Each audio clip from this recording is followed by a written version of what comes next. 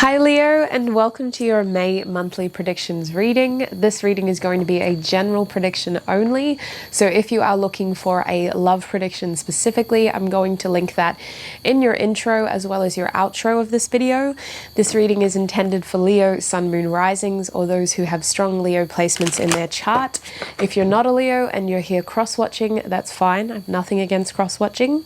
I just need you to know that I'm a very honest tarot reader, so if you hear or see something you do not like, you have been warned. Let's get into it, Leo. I'm going to start with this deck. This deck will give us the overall theme that you can expect to experience in the month of May. What is happening for Leo in the month of May, Spirit? What is their main theme? That was quick. A lot quicker than some of the other signs. Let me tell you that much. Excuse me, I'm still recovering. I'm in that growth stage where you're just coughing up a lot of phlegm. It's not nice, especially when you have a microphone less than 30 centimeters from your mouth, but we'll deal. Okay, so your theme, Sweet Pea, is Amazonite. Amazonite in this deck is associated with the number 3. We also have Mercury, naturally, the air element, and throat chakra, as well as this interesting stretch of a yoga pose down the bottom there. Wowzers. Have I ever done that? Yeah, I probably have, but not recently. I can tell you that much. I think my lower back would hate me if I did that, but maybe I need to do it more. You never know. Let's keep this about you though, Leo. I see as a main theme this month, communication, community, social networking is big. This may be online. Communication online seems to be pretty big for you. I'm also hearing email marketing. So maybe this has to do with your business, or staying connected with your career. There's something about online here and being connected socially. With your throat chakra here, I do believe that everything this month has to do with who you know and who you speak to. I think that you're going to have important conversations, and then I also think that you're going to have meaningless conversations, because unfortunately there's just a lot happening here.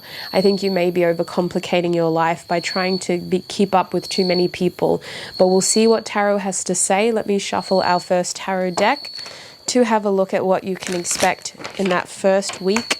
I'm going to break it down week by week, starting with week 1 of May. So what can Leo expect in week 1 of May, please, Spirit? What can Leo expect in week 1 of May? The card we have for you is the Two of Pentacles reversed. So Two of Pentacles reversed feels like you needing to slow down, restructuring your daily routine, possibly because there has been a change of circumstances. You may be taking time off work during this period. It could be as simple as looking after someone or looking after yourself. This is the time to get sick, apparently. I never realized how often I get sick until it's literally a huge process, taking time off. But I feel like this energy here with the first week, it has a lot to do with you just slowing down, and this is looking like you reprioritizing your circumstances as well, what you have energy and what you have time for, being very careful about where you allocate time. Can we have a look at Leo's main challenge in that first week of April, please? Spirit, what is Leo's main challenge in that first week of April? What is Leo's main challenge in that first week of April? We have the High Priestess reversed coming out for you. So I'm looking at a connection here between the number 2. We have the Two of Pentacles reversed and the High Priestess reversed, which is like the archetype of the twos, for lack of a better explanation. That High Priestess reversed is slightly concerning. I'm going to show it to you for a little bit longer. This card specifically depicts a wolf. A wolf? It's a singular, a wolf, and the wolf is perched on this crescent moon. The wolf is very cunning and secretive, and I believe that in your circumstances, something about this needing to take time off or slow down is taking you, blindsiding you. You're not expecting it. And I think with the High Priestess here, your biggest challenge is being prepared for the unknown and just staying aware of the fact that these things happen. And unfortunately, something is happening here that seems to be changing your schedule. I also think with the High Priestess as a challenge, Sweet Pea, you're not paying enough awareness towards your intuition. You're not paying enough attention to what you are being shown and told through signs, through your spiritual team, through obvious conversations. Sometimes these things aren't as subtle as they make out to be. Sometimes it could be as obvious as someone literally telling us you need to do this. You're not paying attention to the signs here. A challenge here is that you were being told on the converse that something was going to happen, and I think that it may have also happened. So it's interesting that message is twofold and almost contradictory.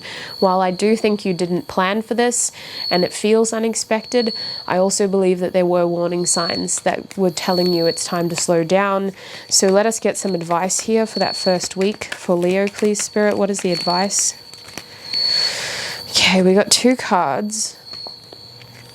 We have the riddle and we have the eternal child as well. So the eternal child is reversed, the riddle is upright. So the riddle is number 53, the eternal child is the number 4. Honestly, as advice, I'd feel like you haven't been taking care of yourself enough, or you've been failing to nurture this one aspect of your life. So I'll be honest, this feels like procrastination to me. It feels like those moments where we say we're going to do something, but we put it off, we delay it, we procrastinate, and then all of a sudden it's almost forced in front of us. The deadline's here, and we have to deal with it. We can't just push it into next week anymore. With the riddle, I think you're making this way more complicated than it needs to be. As advice, you need to kind of slow it down and not overcomplicate the situation. Just focus on it simply, and keep yourself, just try not to overcomplicate it. Ask yourself in that first week, am I making this more hard, more difficult than it needs to be? Am I making this more complicated than it needs to be? Let's have a look at that second week, shall we, Leo? What's happening in the second week of May for Leo, please, Spirit? What is happening in that second week of May? Okay, we do have another quad. We have the 6 of Pentacles reversed in the second week. So this is telling me that there is a feeling of a deficit here, someone being owed something. Often the 6 of Pentacles is in reference to your money, like a debt or a loan even. In your case, it kind of feels like this is actually referencing a connection that you have. Somebody may owe you something, or you may owe someone something. Regardless, we don't have enough, and it's either because we've borrowed or we need to say, hey, you owe us this, can you pay that back, please? I feel like the second week is just asking you to be mindful and aware of your resources. Make sure you're not overcommitting to something, or you're not getting a loan that you shouldn't be, for example, because it feels like we're not managing our resources well here in this second week. We may have been biting off more than we can chew. And this always reminds me of, like, the best financial advice I got is just because you can doesn't mean you should. It's really about understanding the variables of risk here. Something is asking for too much from you, I feel, or accidentally tricking you into thinking you need more than you actually do. It's an imbalance of resources here, and it feels like it's money. It really does. But if it really isn't money, if you're absolutely fine with your finances, then just be careful of how people are using you and your time in that second week, and make sure they're not taking advantage of your valuable time. So what is the main challenge here in week 2? That was quick. For you, Leo, in week 2, I'm being shown the Hierophant. Honestly, a main challenge here might be getting the right advice from the right people with the Hierophant, or following the right procedures, the right process. For some of you, the High Priestess, why do I keep talking about her? She's already been here. The Hierophant can sometimes be referencing conformity, tradition, structure. So I feel like a challenge here is either getting the right advice or following the right process. Either way, to follow the right process, you almost need the right advice, the right information, right? So either way, you're kind of stuck. So let's have a look at what your advice in that second week is. What is the advice for Leo in week 2 of May? Hi. Just slapped me right in my chest. What the heck? We have Anima Mundi. Wow. All good things. All good things. This makes me think that something here is coming full circle for you, I can't remember this card properly now. I'm going to have to just double check something really quickly because there's a message in this deck and I don't have the guidebook for this deck. It's all digital. Anima Mundi, there's something here that Spirit wants you to know. Hang on a second. I feel something coming full circle, but I need to be sure. Yeah, the intrinsic connection between all living beings. Soul is connected to the body.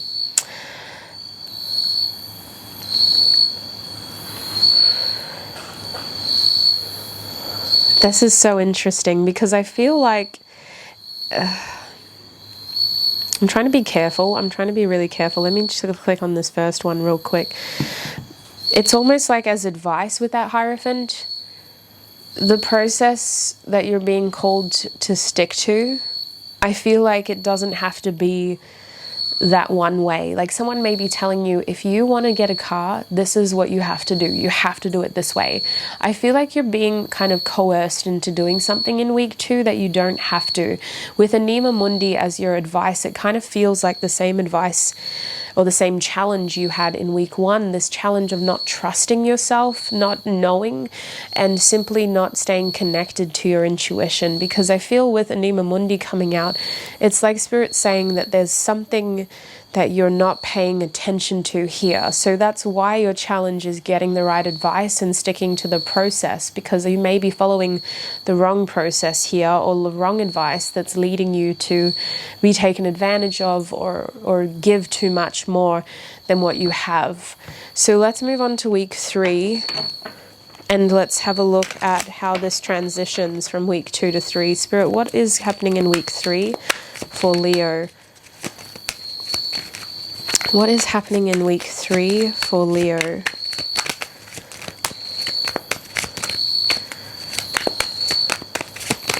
Oops. Oh, she came out again in week 3. We have the High Priestess for you in the reverse.